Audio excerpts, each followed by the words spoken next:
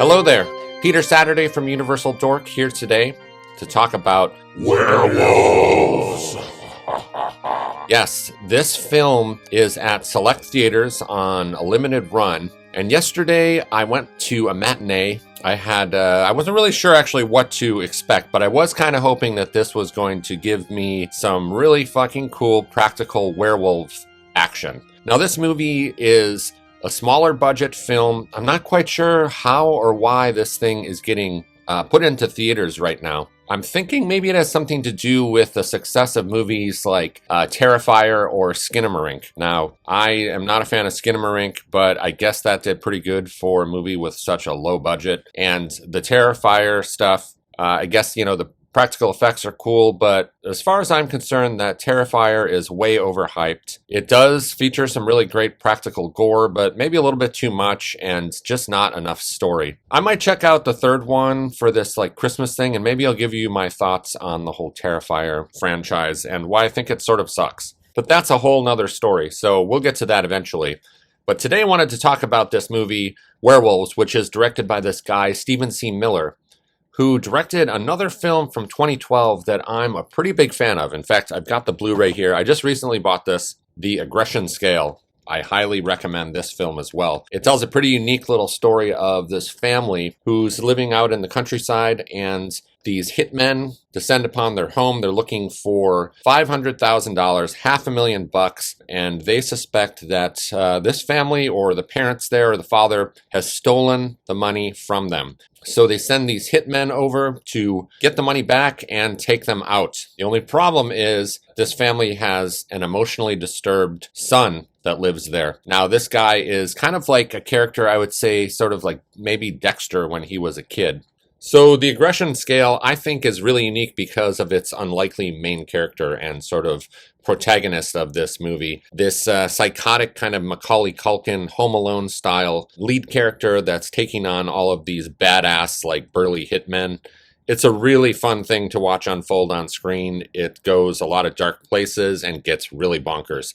So I was a fan of this movie for quite a while. In fact, I bought this Blu-ray because I want to give it a rewatch at a movie night soon. I was really excited to see this guy's film Werewolves in the theater, even though when I went on Letterboxd to check out more of his movies, I saw that he does have quite a few in his back catalog that are not rated very well. I think he's got some Bruce Willis stuff in there. He's got this movie called Banshee that I'm kind of curious about. And I also just realized that he did another film that I really like from 2012. Wow, kind of a busy guy in 2012, called Under the Bed. That one's really fun, and that's got some pretty awesome monster action in it as well. Definitely, you got to check that out too. I don't know, I would like to dig a little bit deeper into his filmography. So my fingers were kind of crossed for this movie, Werewolves. Now, the thing that I've heard boasted about it is that it features a ton of practical effect werewolves. People in suits with animatronics and everything going on. So I was really pumped about the prospect of that. I assume that there's probably a ton of bad CGI as well in the film. I wasn't really thinking that I was going to enjoy the film as much as I did because I fucking loved werewolves. This film felt like it was made for people like me. In fact, the best way that I would describe Werewolves, like a really good, cheesy 90s movie. In fact, I would go as far to say that it feels like it could have been taking place inside of the universe of the movie Full Eclipse. So this Mario Van Peebles film that I'm actually a fan of. I think this is a really cool movie. Sure, it's cheesy as fuck. And that's kind of the vibe that I got of Werewolves when I saw it. I was very surprised. I made sure to really not watch or read too much and kind of go in blindly. Werewolves really nailed the vibe of a 90s action horror hybrid. Like I said, kind of like Full Eclipse. Complete with all of the crazy action, all of the insane characters of the 90s and probably the 80s. There's a ton of characters like that in this movie. Lou Diamond Phillips is in it, and Frank Grillo. And the interesting thing about seeing Frank Grillo in this is he really does feel like he would be a character in this movie right here. Fully ripped beyond belief, a couple scenes with his shirt off where he's basically posing for the camera. He almost comes across like a sort of Arnold Schwarzenegger type action hero in this, kind of the real manly man, real macho guy, which you don't really see too many of those characters in movies now. that's kind of a good thing, because in the 80s and 90s, it was kind of getting a little ridiculous that was kind of all we were seeing. Muscle-bound meathead dudes. And I'm totally all about that. But after a while, that can get a little bit boring. But we haven't had that really for quite a long time, so this feels pretty fresh right now. Bite me! Because sometimes those muscle-bound meathead characters are pretty fun to follow, sort of the macho man. This movie kind of, to me, sort of signifies a little bit of that. In this movie, they do have a pretty great team up with Frank Grillo and his partner there. She's a total badass as well, who goes along this journey. So it's pretty well balanced out. But Grillo seems like that type of character that's been missing from the 2020s here, that you don't see anymore. I always thought that Frank Grillo would have been the perfect Punisher, and I still, to this day, believe so, especially after watching this movie. And I think he was in one of the Purge movies, maybe the second one. I can't really remember. Some of those were cool. In fact, this one does have a little bit of a Purge vibe to it as well, because the story follows one night a year that there is a supermoon that apparently the year before was the first time that this happened. The supermoon appeared and transformed people, a huge part of the population, into werewolves all over the world. So now the second time through here, everyone is preparing for this kind of werewolf transformation of their neighbors possibly being transformed into werewolves. When this particular moonlight hits human beings, it triggers some sort of chemical reaction inside of them now to become a gigantic snarling werewolf. So alone, that's a pretty cool premise. And I was expecting a bunch of bad CGI werewolves running all around by the end of the movie, and I'm so glad I did not get that. It actually seemed like some people were complaining that this movie didn't play out a little bit more like World War Z, and I'm really glad that it didn't. It stays pretty grounded in reality, meaning that there are not just hordes of CGI werewolves jumping around everywhere. In fact, almost all of the werewolf action in this film is completely done with practical effects. Very, very limited CGI in here. Just a little bit here and there when you see a couple werewolves maybe like leaping around in the distance. I'm willing to bet that some of that was CGI, but I don't know for sure. I haven't dove deep enough into the production of this film. Basically, we're following Frank Grillo, who's kind of this like tough soldier type guy, and also I think he's some sort of scientist as well, which is pretty interesting. But he's called upon that night to help execute this strange experiment with these people who looked like they were previously had turned into werewolves when the first supermoon had arrived. And he also has to leave his brother's family, his brother's widow and his niece there. He has to leave them alone on the night of this supermoon, this wild thing that's occurring. And he feels very uneasy about that. So he has to go off with Lou Diamond Phillips, and they're getting ready to conduct this experiment. And basically, in a nutshell, I don't want to give any spoilers away, things go completely haywire, and of course, a lot of werewolves transform. Things do not go as planned, and we follow Frank Grillo and the female companion of his. She's great. In fact, pretty much everyone in this movie is pretty awesome in their roles. Not the best acted film, and that's why I say it reminds me of kind of a schlocky B movie from the 90s. It really has a 90s feel to it, and I really appreciate it. I mean, some of the stuff is just... it's so dumb the way that these things go down, but dumb in the best way. And I'm not quite sure if this movie was intentionally trying to do that or if it was trying to play it straight-handed. And that's what makes this thing so charming, is that it doesn't feel like a nod and a wink to the audience here. Everything's played really straight. And I really appreciate that. There's too many movies out there that are trying to be bad movies or trying to replicate stuff from the 80s and 90s, and they fall flat on their face because it's way too obvious that that's what they're trying to do, winking at the camera. This one is not doing that at all. This one is very serious.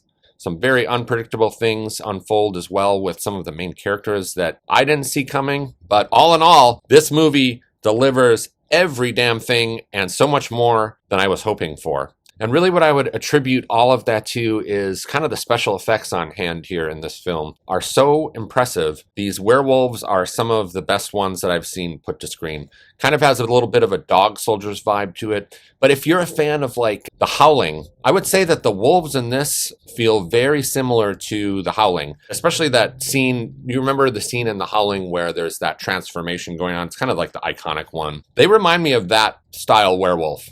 And also in kind of a weird way has a little bit of a vibe of Gremlins. Some of these werewolves are still wearing the clothes that they had on from when they were humans. So they don't entirely rip off their bodies.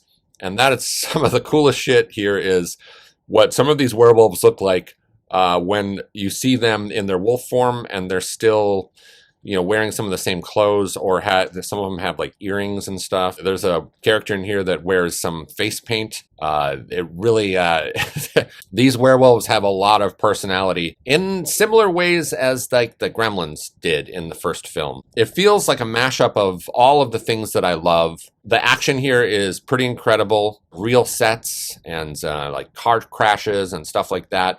And a lot of wild gore that takes place. And these werewolves, their faces are incredible. Just their entire look, they look like twice the size of a human. Their faces, their lips and everything, their tongue, their eyes, and their mouth, it's all moving around with these amazing animatronics. And this is the type of stuff that I just don't see in the theaters almost ever anymore, especially really with the newer movies that are hitting giant theaters around the country like, Regal and all of that stuff. So I was really, really impressed with this. In fact, throughout most of the movie, I just had a giant grin on my face. Unfortunately, the werewolf transformation scenes are done with digital effects, and they kind of shit the bed here with that. They could have really knocked it out of the park. That would be really my biggest complaint with the film. I went and saw it by myself, and I really wish I would have went with a group of people had I known that this was such a fun film. I would go as far to say that I think Werewolves is probably my favorite movie that I've watched so far in 2024. And I don't know, maybe that's really stupid to have this movie be your favorite film. I would say this is definitely the best one. Tailor-made for people who love the 80s and 90s. It's got lots of dumb, unexpected twists and turns that happen throughout the plot. And it doesn't explode into some crazy CGI crap fest like most of these movies you would expect them to that are in the bigger theaters. And I think that some people are kind of maybe complaining a bit that there weren't enough werewolves, like they wanted hordes. And, I don't know, like I referenced World War Z earlier, where at the end you've got the hordes of the CGI zombies all over the place and they're climbing on top of each other and all of that shit. You're not getting like hordes of them. There's plenty of werewolves in here, but the ones that you are getting are really fucking cool. I feel like channels like us who are into this sort of 90s horror stuff and the 80s stuff, we're the ones who are really gonna enjoy this. In fact, I feel like there's that same audience for like Terrifier also. And I don't mean to rip on Terrifier too much, even though I think it kind of sucks. But I'm appreciative that people out there are doing movies like Terrifier that, showcase practical effects and the practical gore and all of the stuff, no CGI blood. But I am a little bit bummed out when I went and looked at the box office for this film that it really wasn't doing very well at all in the theaters. And I guess that's fine. But I'm glad that I went and saw it. So I think that if this film's playing around you, go see this in the theater, because it's probably not going to be in the theater probably even much longer. I would say maybe another week or so. The other thing I'm going to say that I have to address on the way that this movie's filmed that I thought I just had to mention this because I find it so ridiculous. This movie has got the most insane amount of lens flare that I've ever seen that would make J.J. Abrams cringe in his seat. I don't know why the fuck they did this. Obviously, this has got to be some sort of digital computer-generated lens flare that's going on. I mean, if it's not, then I kind of take it back. So that would be one of the downfalls of this one, the way it's filmed with this lens flare. Otherwise, though, it looks great. So, hey, Steven, next time, cool it on that a little bit. Werewolves is a top-notch monster movie. All right, so go check that shit out soon. And you let me know what you think in the comments down here. Am I crazy for being so into werewolves, or have you seen it and feel the same way? Or do you think that I'm totally stupid? Which I am. So I won't be offended if you tell me that as well. All right, good seeing you again, and I will see you again next time.